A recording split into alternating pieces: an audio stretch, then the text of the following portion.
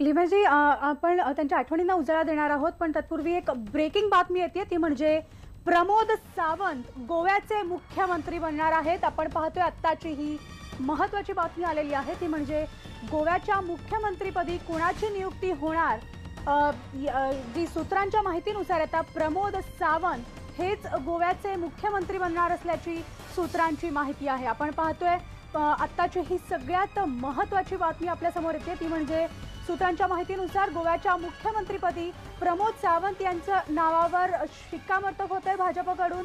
तर गोव्याच्या मुख्यमंत्रीपदी आता कोण विराजमान होणार, तर सध्या गोव्याचे विधानसभेचे अध्यक्ष प्रमोद सावंत हेच गोव्याचे मुख्यमंत्री बनणार असल्याची महत्त्वाची बातमी आपल्याला सूत्रांकडून मिळते। तर भाजप कोर कमिटी बैठकीमध्ये हा निर्णय घेण्यात आल्याचं सुद्धा आपल्याला समजतंय। तर प्रमोद सावंत हे गोव्याचे मुख्यमंत्री बनणार असल्याची सूत्रांची माहिती आहे। प्रमोद सावंत हे गोव्याचे विधानसभेचे अध्यक्ष आहेत, तर गोव्याच्या मुख्यमंत्रीपदी आता प्रमोद सावंत यांच्या नावावर शिक्कामोर्तब होणार आहे। भाजप कोर कमिटी बैठकीमध्ये हा निर्णय झाल्याचं कळतंय आणि दुपारी 3 वाजता या नव्या मुख्यमंत्र्यांचा शपथविधी होणार आहे।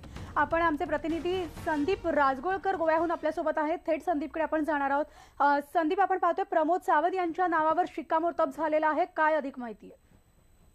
मनाली, अनेक नावं चर्चेत होती, अगदी दिगंबर कामतांपासून नावं चर्चेत होती, मात्र प्रमोद सावंत यांच्या नावावर एकमत झालेलं आहे आणि त्या नावावर शिक्कामोर्तब देखील करण्यात आलेलं आहे। आपल्याला माहिती आहे, मध्यरात्री केंद्रीय मंत्री नितीन गडकरी हे गोव्यात दाखल झाले होते आणि एकीकडे मनोहर पर्रीकर यांच्या अंत्यसंस्काराची सगळी तयारी सुरू असताना या सगळ्या राजकीय घडामोडी घडत होत्या। आता सध्या देखील राजभवनावर काँग्रेसचे नेते तळ ठोकून आहेत। त्यांनी काल देखील रात्री उशिरानं राज्यपालांना निवेदन दिलं होतं, पत्र दिलं होतं, स्मरणपत्र।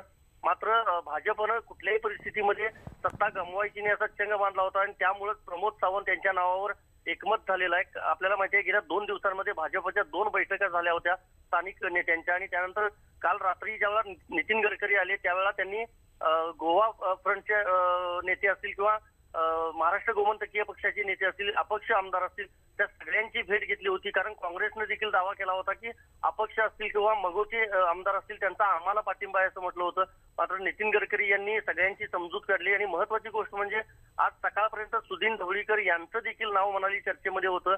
मात्र आता सुदीन ढवळीकर यांचं देखील नाव मागे पडलेलं आहे आणि प्रमोद सावंत यांच्या नावावर शिक्कामोर्तब झालेला आहे। त्यामुळे मनोहर पर्रीकर यांच्यानंतर आता गोव्याचे मुख्यमंत्री प्रमोद सावंत हे असणार आहेत मनाली। तर आपण पाहतोय संदीप, दुपारी 3 वाजता म्हणजे काही वेळानंतरच प्रमोद सावंत यांच्या नावावर जे शिक्कामोर्तब झाले याबाबत अधिकृत भाजपकडनं सांगण्यात येणार आहे।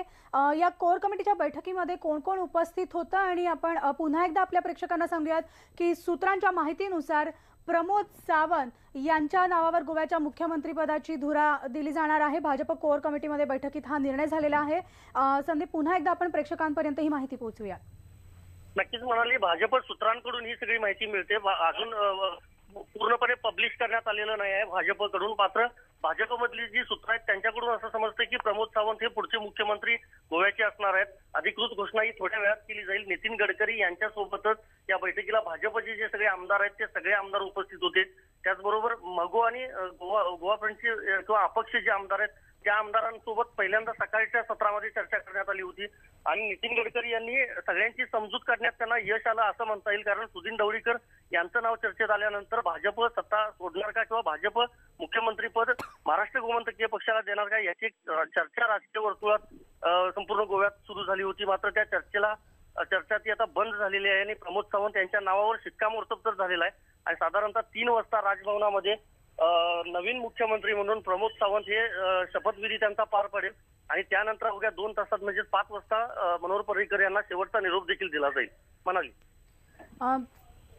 आपण पाहतोय आताची महत्त्वाची बातमी आहे, ती म्हणजे भाजपकडून प्रमोद सावंत हे गोव्याचे मुख्यमंत्री बनणार असल्याची सूत्रांची माहिती आहे आणि भाजप कोर कमिटीमध्ये हा निर्णय झाल्याचं सुद्धा कळतंय आणि या संदर्भातला अधिकृत जी घोषणा आहे ती दुपारी 3 वाजता होण्याची शक्यता आहे आणि याविषयीचे सगळे अपडेट्स आम्ही तुमच्यापर्यंत घेऊन येत राहणार आहोत।